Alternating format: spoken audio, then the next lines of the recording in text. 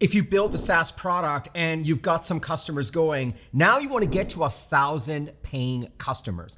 Think about it for a second. For 1,000 paying customers for your SaaS business, for your AI business, you are now absolutely unstoppable. For a $9 a month product, 1,000 customers means $9,000 a month.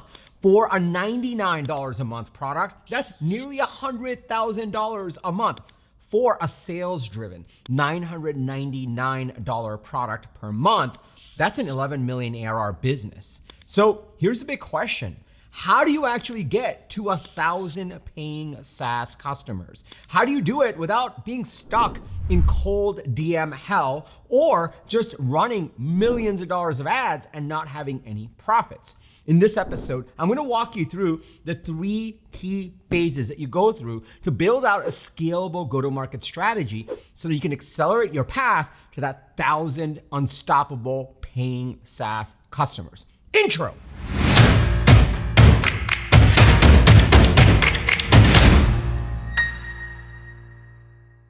All right, here's how I'm gonna break down this video. First, I'm gonna walk you through the 3 key phases that you go through to achieve that 1,000 paying SaaS customers. Then I'm gonna explain to you exactly why this works. And then finally, I'm gonna explain to you the math behind how all this actually starts to come together. I'll get into the specific metrics to look at and some business decisions you wanna make as you're building out your scalable go-to-market strategy. Now, the reason I know this, the reason I can walk you through each of these phases and why it works and the principles is because for my last company, Kader, we amassed 100,000 registered users. Out of those 100,000 registered users, we had 10,000 paying customers. Out of that 10,000, we got to $1 million in ARR in the beginning as a 6-person team, purely as a self-service business. Then we raised our Series A from Jackson Square Ventures and Series B from Andreessen Horowitz, and we built out a sales-driven motion on top of that to scale beyond that to the 10,000 paying customers. So I know the path when it comes to a sales-driven product and also a product-led growth product as well. After selling Toutapp to Marketo, a market leader in the demand generation space, I joined as their SVP of strategy. That was a $450 million ARR business, and I learned even more principles on how to drive scalable growth. We did a 2-year transformation, and we sold Marketo to Adobe for $4.75 billion.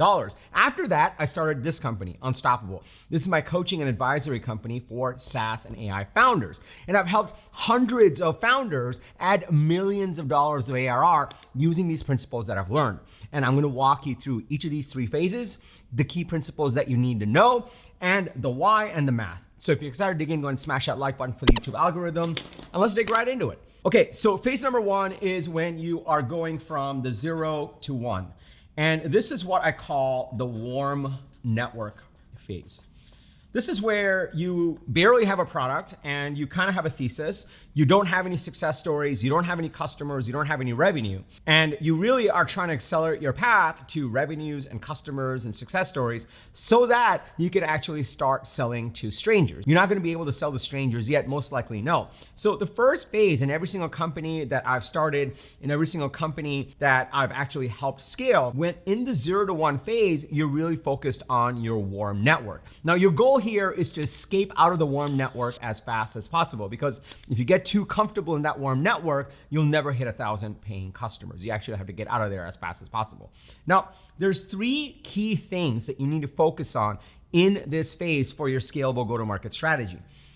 The first thing that you have to really define is the urgent and important problem that you're solving. The urgent and important problem that you're solving. Now, some of you may be past the 0 to 1 stage and you're like, TK, I really want to jump to phase 2 because I already figured this out. But bear with me for a second, because sometimes I hear from founders that are like, oh, I'm at $5,000 or $10,000 in MRR. I'm like, cool. And they're like, I'm ready to scale. But I'm like, cool, what's the problem that you solve? And what's the messaging that you've used to get new customers and strangers to buy from you outside of your warm network? And very quickly, they're like, crickets. Sometimes people think they're ready to scale, but they're still in the 0 to 1 phase because they've never sold to a stranger. So one of the biggest things you really want to nail down as part of the foundation of your scalable go-to-market strategy as you're building this company is really understanding what is the urgent and important problem that you're solving for the first set of customers that you are getting. Now, in order to really land this first set of customers, 3 things need to be true. 1, you have to be solving an urgent, important problem. The second thing that needs to be true is that they need to be early adopters. So if you're going and talking to a company that doesn't tend to try early things, doesn't experiment, doesn't have an R&D budget, doesn't take risks, then they're most likely not going to buy. So you want to make sure you're not wasting time with them. The third thing that needs to be true is you need to be able to communicate a clear value proposition about your solution. You need a 1-line sentence that clearly explains this is the problem that we solve that's urgent and important to you, and this is why we solve it 10 times better than the competition. And the competition may be another software product. It may be just apathy, saying, hey, we're not gonna do anything. We're just gonna use that spreadsheet. Or I'm just not gonna take the risk in trying this out because I might lose my job if I try it, but if I just keep the status quo, I'll still get a promotion this year. So you wanna make sure you have a clear value proposition to explain exactly why you're 10 times better than their status quo. You do these 3 things with your warm network, then you should get to your first set of paying customers. Now, this is the caveat here. You wanna make sure that you're actually charging money. A bunch of times I've talked to founders who have a bunch of customers, but none of them are paying. They're pilots, but there's actually no money being exchanged. And what typically happens is you get a friend out of your warm network and they love you and they don't want to tell you your baby's ugly. So they say, yeah, dude, we'll totally try it out. And you're not charging them for money. You're like, okay, cool, let's get started. Send us all these things and we'll onboard you. We'll do everything for you. You're really trying to make sure they get a great experience. And then crickets. Again, why? Because people don't realize, founders don't realize, and I learned this the hard way, is when people pay attention. And your software can't do things on its own. It needs their engagement. It needs to be involved. And it's more important than ever, especially in this phase number 1, you get engaged customers. And so it's super important that you charge money. It's gonna do one of 2 things. 1, it's gonna filter out the people that are just being nice and it's actually not an urgent, important problem. You're better off knowing early on, that way you can pivot. But more importantly, it's gonna get more engaged customers because when they give you money, they're like, hey, I gotta show ROI for this, so let's get to work. And you'll get more engaged customers, which is gonna give you more data to help you get the product right, get the messaging right, and really learn from this experience. You wanna make sure you're actually charging money. So this is gonna get you from 0 to 1, which is your first set of money. The way you're gonna do this, I'm gonna actually put this in blue, the way this comes together. Now, remember, I told you in the beginning of the episode, you didn't start a company to cold DM all day, but in order to get to the fully scalable go-to-market machine, you're gonna have to DM. So the thing that you'll wanna do is DM, email, organic, social. Those are the 3 best ways, and then you can do text over here also. Those are the 3 best ways to actually mobilize your warm network and say, hey, here's what we're working on. This is the problem we're solving. This is why we're 10 times better. Is this something worth your time? And you very quickly in your warm network, you should be able to get to the people that you're solving the problem for. Now, this is also intentionally one of the things to watch out for. If you don't know a single human in your warm network that you're supposedly solving this urgent and important problem for, where your solution is 10 times better than anything else that exists, you are essentially lying to yourself. So stop wasting your time and everyone else's time, because if you don't know a single person, then you're creating a product for a theoretical problem and a theoretical person, and you should really stop doing that. That's a pretty good early warning sign, which is why I always say for the 0 to 1 phase, you want to get through it as fast as possible. You want to get to your first set of paying customers and money being exchanged as fast as possible in this phase 1. And the way to do it is to direct message, text, email, organic social, and just mobilize your warm network and say, hey, here's what we're doing that's 10 times better than your status quo. We're going to do a pilot. We'll actually onboard you. We'll set everything up for you. We'll set you up for success. We'll take any feature requests that you have. Just do whatever it takes to get them the result and show that it's 10 times better, and just barrel roll through to that first set of customers and people paying. This is what gets you to phase 2, because phase 2 is where you really find out if you've got product market fit and a real business.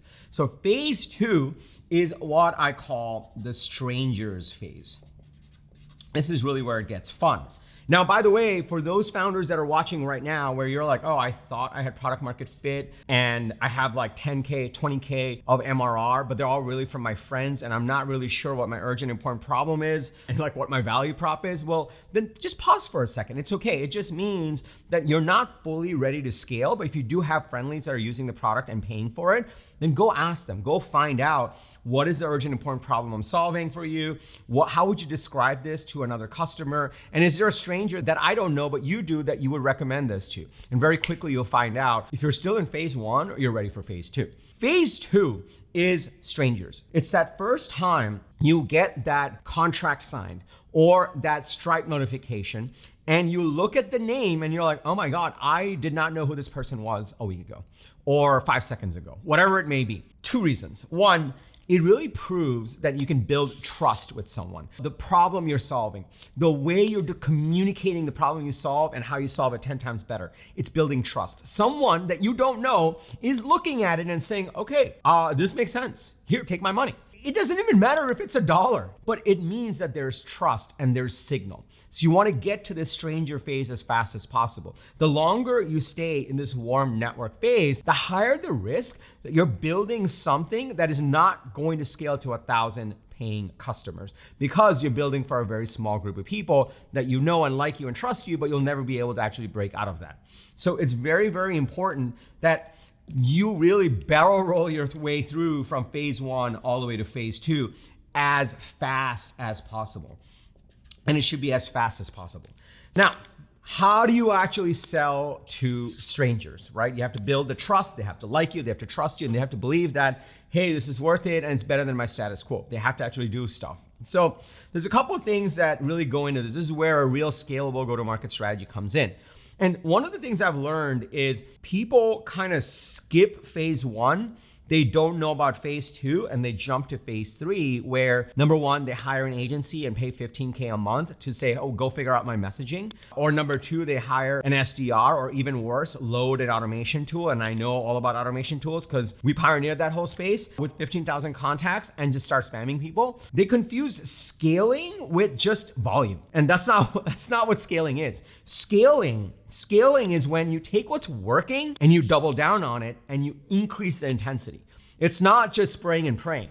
That's not what scaling is. This phase two phase is really less about scaling and more about showing predictability. Because once you can see predictability in your activities and the revenue that's coming out of it, once you see the predictability, then you can double down on that and scale. So it's really important to show how you can get predictable in getting in front of a stranger and saying a series of words and therefore building trust and earning revenue and creating impact for them. That's what phase two is about. Until you do that, you're not ready to scale. Even if you do that with 5 people, that's better than never doing it and then trying to scale and hiring an agency. And guess what? An agency can't figure it out for you because in this environment, people have more money, but people don't have as much revenues and product market fit happening. We're not getting more product market fit than ever before, even though they have more cash to spend.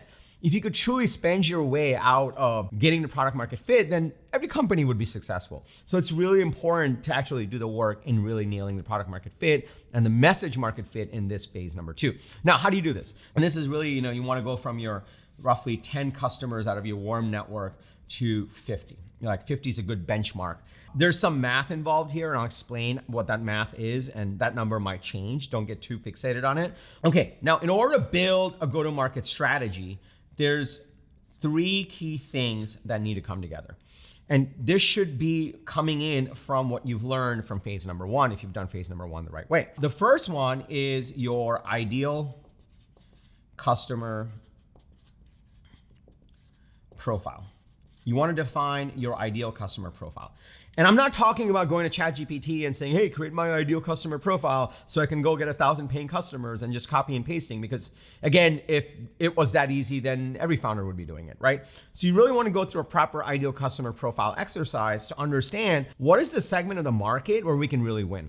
And your early wins, your existing customers and what you've learned from them should inform that. And actually, in fact, really informs and defines that for that first ideal customer profile. And you keep iterating on it as you get to more stages of growth. Now, the second thing that you really want to pull together are success stories.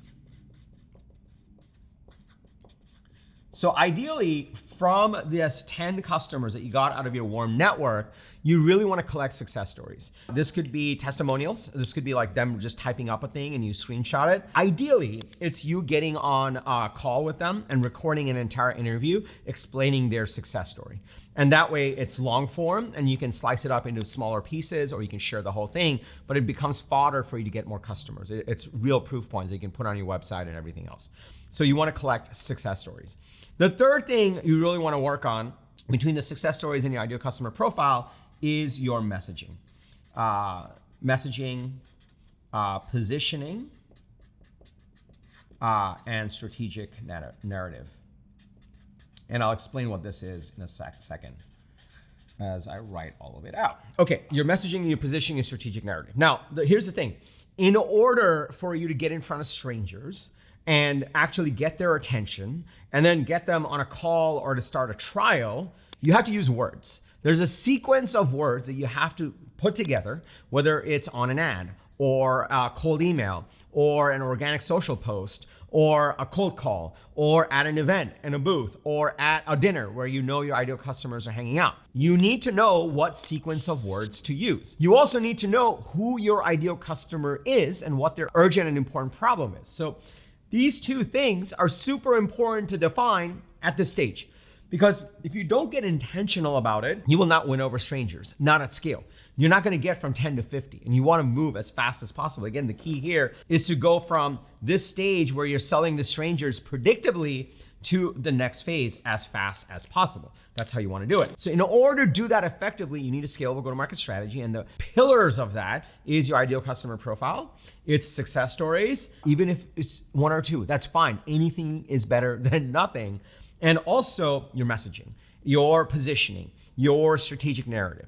Those are the key things that go into really defining your go-to-market strategy. With these pieces, you actually want to figure out how to take your message and get it in front of your ICP on a consistent basis. So for this, now you start to get a little bit more scale. You don't have to stay stuck in DM hell or just cold calling. You can actually get a little bit more leverage. So the number one thing I like for this is organic social. You figure out where your ICP hangs out and you figure out how to get in front of them with your message. I like LinkedIn, I like YouTube, I like X, and those are great for organic social. Meta, not as good because you have to pay. There's very little organic. You can kind of get in Instagram, but it really depends on if your ICP is there. So that's a decision you'll have to make. You can continue to do outbound, but very targeted. Create a Dream 100 and get very targeted. And you can also start to think about SEO, GEO, because you'll have your messaging to understand, well, how do we attract these people? And also referrals with your happy customers. So you could do that as well. Now, obviously, referrals are going to be capped because you only have like 10 customers and half of them are going to refer you and then half of those are going to close. So great, you got 3 more customers. Cool. Organic social is your most successful one. It's going to get you the most yield and it's going to be the quickest way to actually test out your go-to-market strategy, because it's one thing to actually say, this is my ICP and this is my message, but you don't know. You don't know if it's going to work or not. You need to show that predictability. You need to show that, hey, we can get leads and we can get opportunities or trials and we can convert it to revenue. So you really want to do organic social to test it really quickly and iterate on it based on the data so you can actually start to get real revenue going. And the big thing you're looking out of this stage, again, is more revenue. So if this was $1 sign, this is $2 sign, plus you're looking for predictability. It's okay if you're just getting 1 new customer a week or 2 new customers a week. It's okay. At this stage in phase 2, we're actually less concerned about the scale of the number. We're just concerned about the predictability, because we know that once we have predictability, we can scale it, because you're using channels that are scalable. You can actually figure out how to scale the message to your ICP once you know there's predictability. And that's what you're really trying to do. Okay, let me pause here for a second. By the way, that's phase 1 and phase 2. If you're new to this channel, if you're watching me for the first time, welcome. I drop an episode every single Sunday with actionable strategies and tactics on how to grow your SaaS and AI business faster. So if you haven't already, be sure to hit that subscribe button and that bell icon. That way you'll get notified every single time I drop an episode. If you're already part of this community, my people, welcome back. It's really great to see you over here. And by the way, if you're getting value from this, hit that subscribe button, hit that bell icon, and also smash that like button for the YouTube algorithm. It just loves it when you do that. Now, I mentioned a few key principles here and concepts here. If you want a more in-depth guide on how to think about your ideal customer profile, your messaging, each of these channels, then also be sure to grab a copy of my 5-point AI and SaaS growth strategy guide. It's an in-depth guide that goes in-depth on how to think about building a scalable go-to-market strategy. You don't have to go anywhere right now. I'll link to it in the description below. I'll also tell you more about it at the end of this episode. Let's go into phase number 3, where all these things start to come together once you start to get that predictability. So what's gonna happen is you use your warm network to get from 0 to 1, like get your first 10 customers. And if you don't know anyone in your warm network, then you're solving the wrong problem for the wrong people. Sorry to tell you. Once you get through that as fast as possible, then you get into strangers. You want to get to strangers as fast as you want to go pitch strangers. But once you get into that, you want to be very clear about what's your ideal customer profile. Who are the strangers you really want to pitch this to? You want to have some success stories, and you really want to dial in your messaging. This is what we call go-to-market strategy versus execution. Execution is sending the 15,000 emails, hiring an agency to run the ads, posting on LinkedIn or Facebook or wherever it may be. That's all execution. But if you don't have the right strategy, the execution won't work, which is why we have phase number 2, where you really dial in the strategy and you test it and use the metrics to figure out is this working or not, and how do I tweak it. That way you don't waste months on the wrong thing. You don't waste months on an agency. You don't waste months on a junior marketer. And by the way, you can't outsource this stuff. You just can't. This is stuff you have to figure out. This is what founders are built for. The best founders own this. We call it founder-led go-to-market, founder-led GTM. They're the ones that really succeed. Okay, once you have this, then it gets really fun. You get into phase number 3. Phase number 3, I saved my green marker for this. Phase number 3 is what I call the world domination phase. World domination. What do you have in this stage? What you have is strangers buying your product. Maybe not at the clip that you want. You're like, TK, I'm at like 20 customers, 30 customers. I need to get to 1,000. I want to be unstoppable. Cool. But the thing that you really built, and remember with SaaS businesses and AI businesses are very different than services businesses. Services businesses is like, listen, we're going to give you this outcome and we'll take care of everything for you. Trust us. And you can use AI in the back end or software in the back end, but people are just basically trusting you. It's a services business and the margins are different and they're great for cash flow. SaaS businesses, they're actually like assets. You have to invest in them. You have to get the foundation right. And then they scale like crazy, whereas services businesses cap out. So in order to get to world domination mode, you've actually created the predictability. You actually start to understand, you've created this predictability and you start to understand, this is my ideal customer.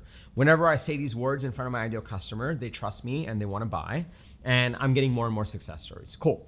Now you can get into world domination because now it's actually super simple. All you have to do is scale your message to your ICP. You have what we call message market fit. That's what you get out of phase 2. When you say this message, you get customers. That's message market fit. You say the message to your ICP, you get customers. So then it actually becomes super simple. Because you have message market fit, the biggest thing is ads.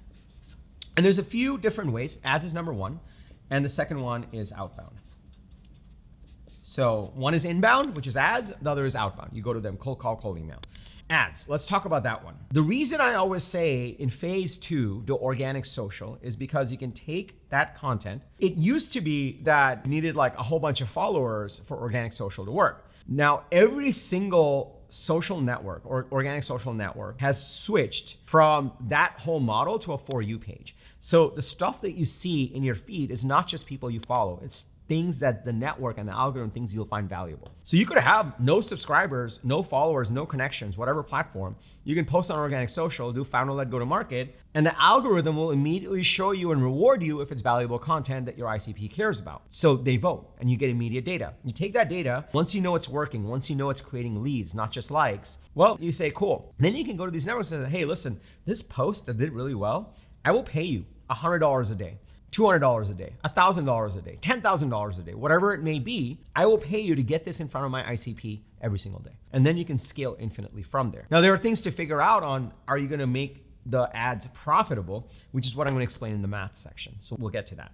But you can scale infinitely. The other thing you can do is you can get very specific on your ICP. You can map out 1,000 target accounts or target customers, and you can load it up on outbound. And you can get very personalized on the messaging because you know what messaging works for your ICP. So the work that you do in phase number 2 to get to that predictability now goes into world domination, because you can now rely on these scalable channels to say, I am not uncertain. I know that this messaging, this positioning, this strategic narrative, this offer, this landing page works with my ICP. These two are the variables. And when I have those two locked in, I can now double down on world domination. Now, this is where a lot of people make that mistake. Remember I was telling you, they kind of don't think about phase 1. They skip phase 2 and then they go hire an ad agency to say, hey, go figure out what my ICP is and what my messaging is. And the ad agency will take your money. They will take your money. They're like, cool, it's like $5K a month for our retainer and whatever your ad budget you want it to be. And sometimes agencies will take a bigger retainer than what you're even spending on ads. I've seen that crazy. And they're like, yeah, we'll just test it out and see what works and see what sticks. You could do that. I have met 0 founders. I've coached hundreds of founders. I've met 0 founders that actually got success with that. They just got burned by the agency. And it's not the agency's fault. It's your fault for doing that, for thinking that you can just find your way to message market fit and product market fit by testing ads. The real way is to do this piece, the sell to strangers using organic social and the less scalable channels to really get the messaging right and ideal customer right. And do these things based on phase 1, which is your warm network. You build one on top of one and then you scale. And there's no speed limit, by the way. There's absolutely no speed limit on going from phase 1 to phase 2 to phase 3. You just have to go through it and you can barrel roll through it. In fact, the higher the skill level that you get as a founder, the faster you can barrel roll through phase 1, phase 2, phase 3. The more domain knowledge a founder has, the faster they move through phase 1, phase 2, phase 3. So this can all move really, really, really quickly. And the goal of this is basically get to your 1,000 customers and beyond and scale infinitely. Now, there are some considerations on how much you can spend and how fast you can scale. We're gonna talk about that in the math section. Let's talk about why this works. By the way, before we go into the why, if you're getting value from this, go ahead and smash that like button for the YouTube algorithm. If you're seeing the power in this framework, can I just get a yes in the comments below? Now, let's talk about why. There's 3 governing principles that I'm trying to instill here, and that's what makes this 3-phase framework work really well to get your 1,000 paying SaaS customers really fast, even when you're starting from scratch with a scalable go-to-market strategy. The first thing is I'm making sure that you charge money. When people pay, they pay attention.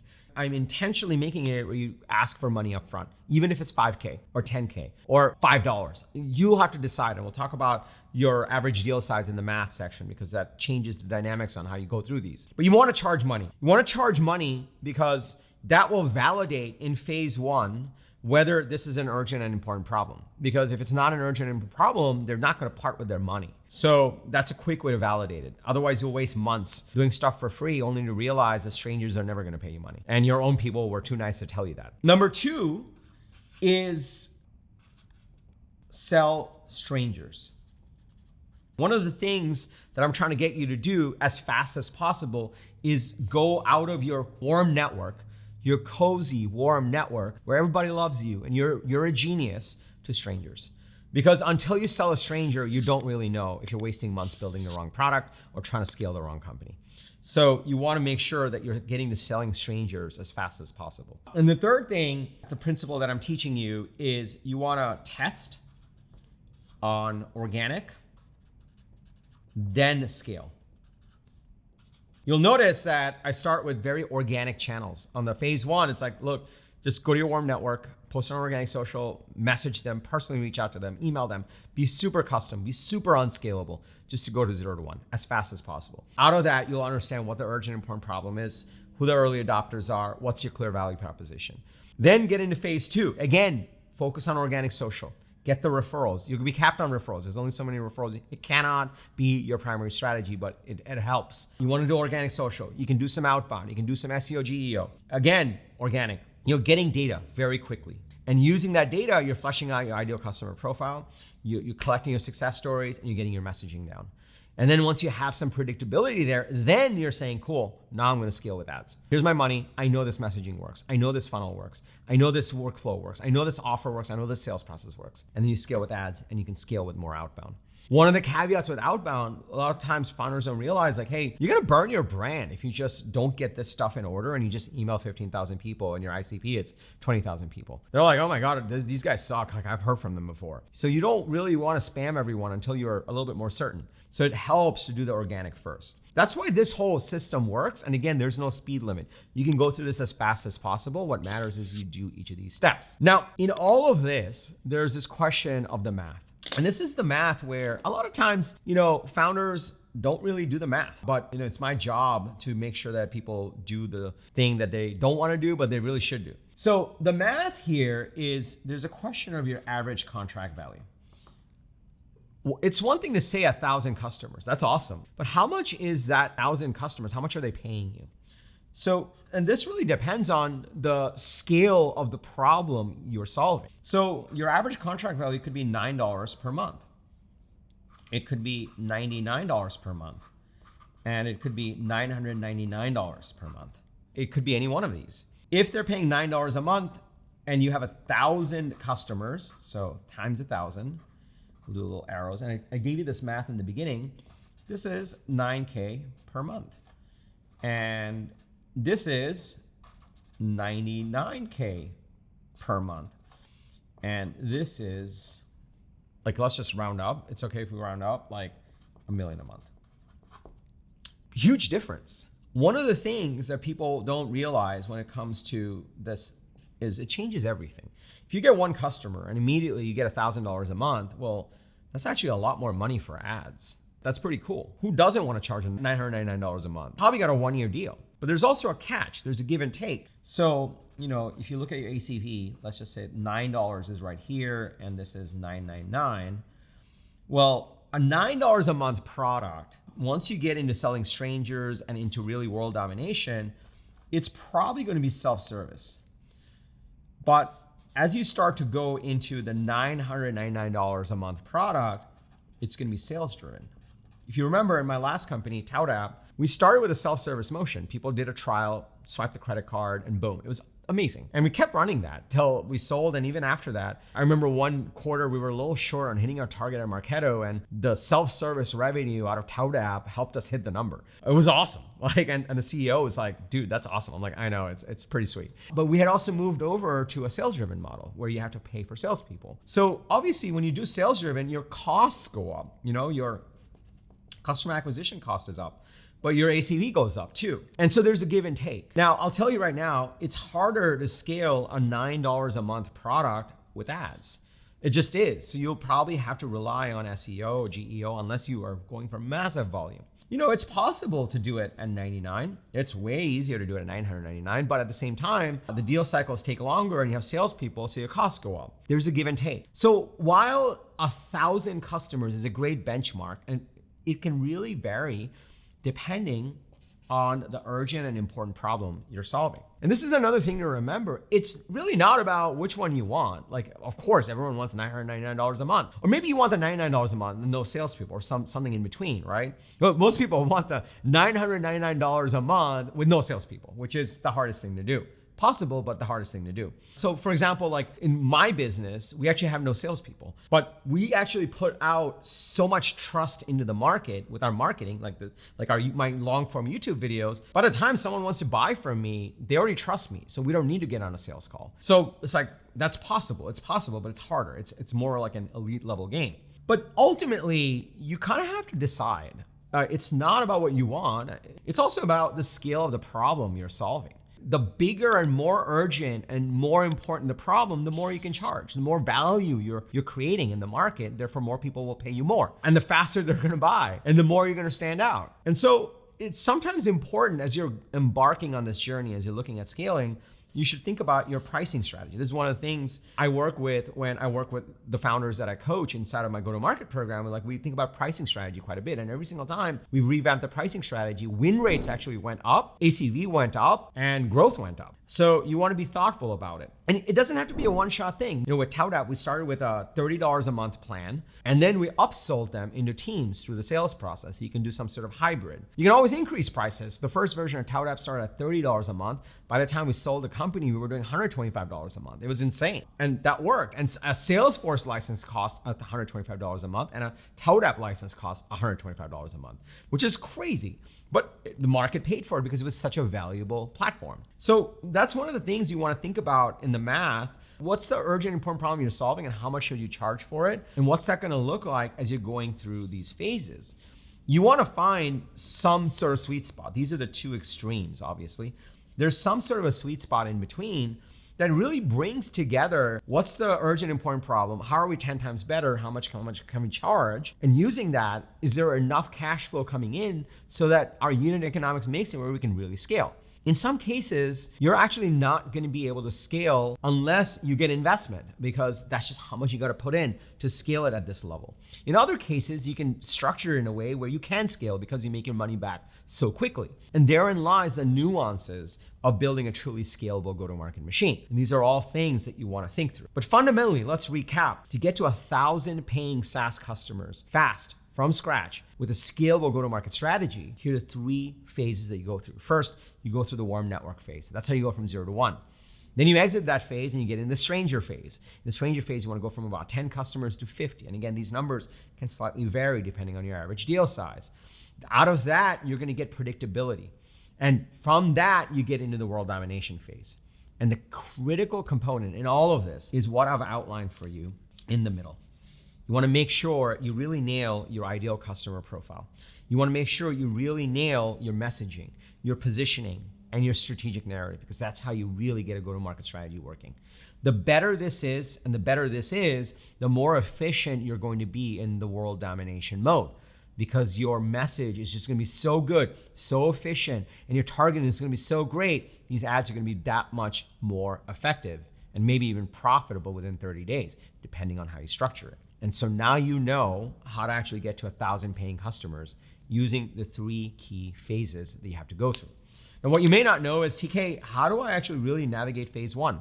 How do I craft my value prop? Or maybe you're in the stranger phase. You already have some customers and maybe a couple customers, success stories. How do I think about my ideal customer profile? How do I capture the success stories? How do I really nail my messaging? How do I get this scalable go-to-market strategy going? Maybe you have some predictability, but there's some pieces missing. You can't quite get into the world domination mode. And you're really thinking about what are the ads? What are the outbound? Do I have these right? Do I have the right metrics? It's scary to start investing in ads. You don't know if you're going to see that money again. And so you want to make sure you're instrumented in the right way so you're scaling with certainty. So if you're in this stage where you're figuring all these pieces out and you want to learn more about all these pieces and how they all come together, then you should grab a copy of my 5-point AI and SaaS growth strategy guide. Inside of this guide, I give you the step-by-step principles that you can learn on how to build a scalable go-to-market strategy. It's completely free. So you want to grab your copy, just go to getunstoppable.com/strategy. getunstoppable.com/strategy. Also, I've included a link to the guide from the description below. So you can just go into the description and click on that link. You can get on-demand access to it right away. Also, if you got value from this video, please smash that like button for the YouTube algorithm. It just loves it when you do that, and honestly, so do we. We put a lot of love into these videos. If you have a fellow founder, if you have a team member that would get value from this video, please share this video with them. It just means the world to us. If you're part of a WhatsApp group, a Slack group, a community of other founders, please share this video with them. We want to serve as many founders as possible here at Unstoppable. And also, I drop an episode every single Sunday with actionable strategies and tactics from the trenches on how to grow your AI and SaaS business faster. So if you haven't already, be sure to hit the subscribe button and that bell icon.